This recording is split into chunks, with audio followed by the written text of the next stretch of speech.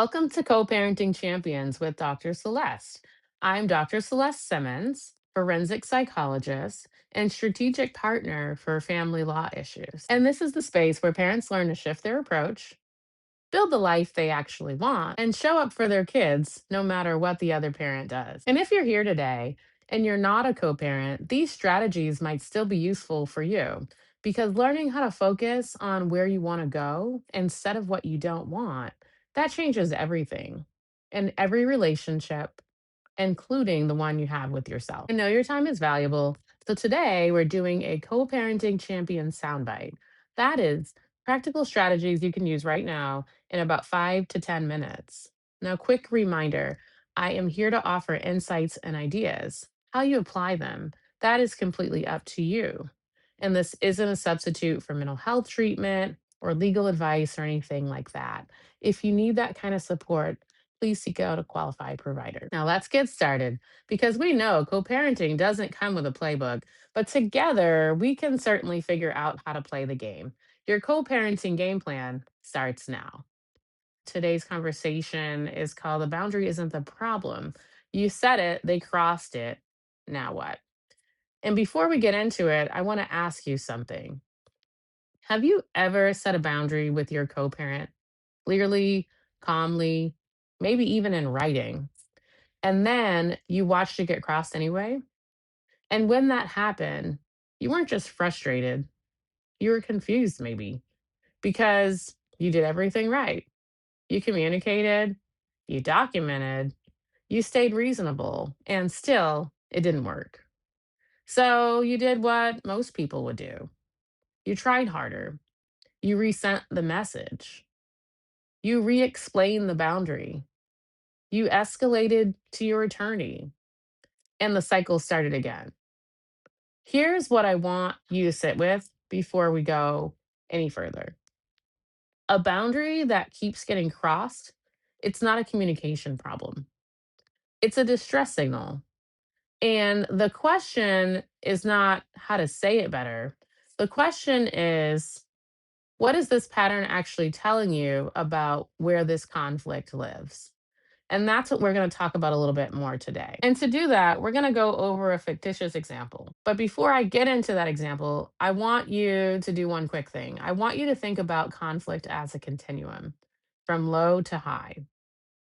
And I also want you to think about responses to conflict in the same way as a continuum, because low continuum responses will be for low conflict, but a low conflict continuum response for a high conflict situation, that won't work. So we want to make sure that we're responding in a manner that matches what we're actually dealing with. So let's get into the example. Cameron's got a parenting plan. It specifies pickup times, communication channels, and a clear agreement about not discussing adult matters in front of the kids. Cameron has followed it. Cameron's co parent has not followed it. The pickup time shift, the agreed communication channel gets ignored.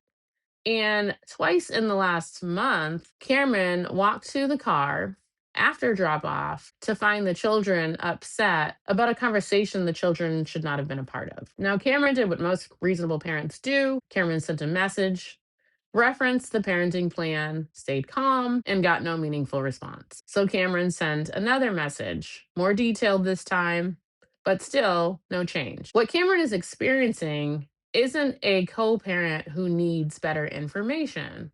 What Cameron is experiencing is a pattern of a boundary violation that has escalated. And that escalation is data. It's telling Cameron something important about where this situation actually sits on the conflict continuum and what kind of response is actually needed. Before you try harder to enforce the boundary, understand this. The boundary isn't the problem. A boundary violation is not an argument that you need to win. It's a triage moment. It's the co parenting equivalent of a symptom presenting in a clinical intake. It's the behavior you see in front of you, and it's pointing to something underneath. And if you keep treating the behavior or the symptom only, the pattern will keep returning in a new form. Most co parents are trying to respond to this symptom or behavior. And what I want you to do instead is to assess what the pattern is underneath, because how you respond to a boundary violation depends entirely on where the conflict sits. And if you're using a low conflict tool in a high conflict situation, not only will it not fix the problem, you may potentially make it harder to address correctly later. Here's what happens when boundary violations go unaddressed or when they're addressed with a mismatch level response. First, the violations escalate. What starts as a shifted pickup time or an ignored communication request, it becomes something more serious because there's been no meaningful consequence and no recalibration. The pattern gets reinforced every time it goes unaddressed. Second, your kids absorb it. Children are exquisitely sensitive to instability in the adult system around them. When the rules keep changing and one parent keeps not following them, the kids feel that. And even when they cannot name it, it shows up in their behavior, it shows up in their mood, it shows up in their sense of safety. Third, you can lose ground, not because you've done anything wrong, but because every time you respond to a high conflict pattern with a low conflict tool, you inadvertently signal that that current level of violation, it's acceptable. And the other parent, consciously or not, gets that message. Fourth, you exhaust yourself. In our example, Cameron sent message after message and got nowhere. Not because Cameron did it wrong, but because that level of response, it did not match the conflict level. And that mismatch, that is something that I see all the time in co-parenting situations. So I want to give you some things that you can do based on a framework that I created. And the acronym for the steps that you need to remember is AIR. So just AIR. So the A, it stands for assessment. The I, it stands for insight. And the R stands for response. Now, don't worry about remembering those words. I'm going to walk you through the actual steps. But the idea is you want to interrupt the escalation cycle before it reaches something really critical. So, the A, assessment. Before you respond to a boundary violation, I want you to assess what you're actually dealing with. So, look at what it is that is actually going on, not the surface behaviors, the things that you're seeing, but what's the pattern underneath? Ask yourself, is this a one time misunderstanding, or is this a reoccurring issue, or is it just a pattern of deliberate intentions? The answer to that question determines everything that comes next. In our example of Cameron, the situation was not a one time misunderstanding, it was a pattern.